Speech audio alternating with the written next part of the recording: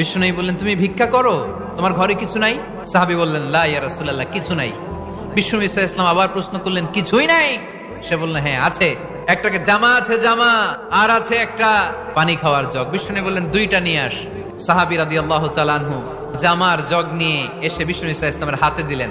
বিষ্ণুনবী জামার জগটা ধরে বললেন, কে আছো আমার সাহাবীদের মধ্যে এই দুইটা জিনিস কিনতে চাও? এক সাহাবী দাঁড়িয়ে বললেন, ইয়া রাসূলুল্লাহ, এই দুইটা জিনিস আমি 1 দিরহাম দিয়ে কিনে নিতে চাই। এর চেয়ে বেশি দাম দিয়ে কেনার মতো কেউ আছো নাকি?